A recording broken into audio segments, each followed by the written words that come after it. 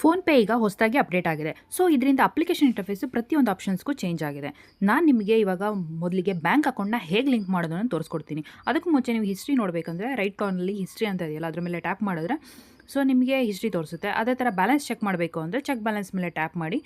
So, ನಿಮ್ಮದು balance ಎಷ್ಟಿದೆ ಅನ್ನೋದನ್ನು ನಾವು ಇದರಿಂದ ನೋಡ್ಬೋದು.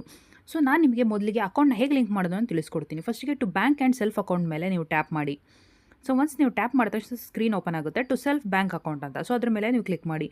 ಆ್ಯಡ್ ನ್ಯೂ ಬ್ಯಾಂಕ್ ಅಕೌಂಟ್ ಅಂತ ಬರುತ್ತೆ. ಸೊ ನೀವು ಅದ್ರ ಮೇಲೆ ಟ್ಯಾಪ್ ಮಾಡಬೇಕಾಗುತ್ತೆ. ಸೊ ಅವಾಗ ನಿಮ್ಮದು ಯಾವ ಬ್ಯಾಂಕ್ ಅದನ್ನು ಆ್ಯಡ್ ಮಾಡಬೇಕಾಗುತ್ತೆ. ನಂದು ಸ್ಟೇಟ್ ಬ್ಯಾಂಕ್ ಆಫ್ ಇಂಡಿಯಾ ಇರೋದ್ರಿಂದ ಅದನ್ನು ನಾನು ಸೆಲೆಕ್ಟ್ ಮಾಡ್ಕೊಳ್ತಾ ಇದ್ದೀನಿ.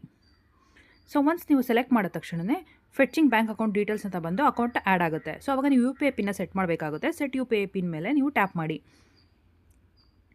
ಸೊ ನಿಮಗೆ UPI ಪಿನ್ ಸೆಟ್ ಮಾಡೋದಕ್ಕೆ ಆಧಾರ್ ಕಾರ್ಡಿಂದ ಸೆಟ್ ಮಾಡಬೇಕಾ ಅಥವಾ ATM ಕಾರ್ಡಿಂದ ಸೆಟ್ ಮಾಡಬೇಕಾ ಅಂತ ತೋರಿಸುತ್ತೆ. ಫಸ್ಟಿಗೆ ನೀವು ATM ಕಾರ್ಡ್ನ ಸೆಲೆಕ್ಟ್ ಮಾಡಿಕೊಂಡು ಕಂಟಿನ್ಯೂ ಕೊಡಿ. ಸೊ ಅವಾಗ ನೀವು 6 ಡಿಜಿಟ್ ATM ಕಾರ್ಡ್ ನಂಬರ್ ಮತ್ತು ಎಕ್ಸ್ಪೈರಿ ಡೇಟ್ನ ಹಾಕಬೇಕಾಗುತ್ತೆ. ಸೊ ಅವಾಗ ಆ್ಯಡ್ ಬ್ಯಾಂಕ್ ಅಕೌಂಟ್ ಅಂತ ಕೊಟ್ಟರೆ ನಿಮ್ಮದು ಆ್ಯಡ್ ಆಗಿರುತ್ತೆ. ಅದು ನೀವು ನೋಡಬೇಕಂದ್ರೆ ನಿಮ್ಮದು ಲೆಫ್ಟ್ ಕಾರ್ನರ್ ಪ್ರೊಫೈಲ್ ಮೇಲೆ ಕ್ಲಿಕ್ ಮಾಡಿ ಮ್ಯಾನೇಜ್ ಪೇಮೆಂಟ್ಸ್ ಅಂತ ಬರುತ್ತೆ. ಸೊ ಅದ್ರ ಮೇಲೆ ಕ್ಲಿಕ್ ಮಾಡಿದ್ರೆ UPI ಬ್ಯಾಂಕ್ ಅಕೌಂಟ್ಸ್ ಅಂತ ಒಂದು ಆಪ್ಷನ್ ಇದೆ. ಅದ್ರ ಮೇಲೆ ಕ್ಲಿಕ್ ಮಾಡಿ ನೀವು ನೋಡ್ಬೋದು ನಿಮ್ಮ ಬ್ಯಾಂಕ್ ಅಕೌಂಟ್ ಇಲ್ಲಿ ಆ್ಯಡ್ ಆಗಿದೆ.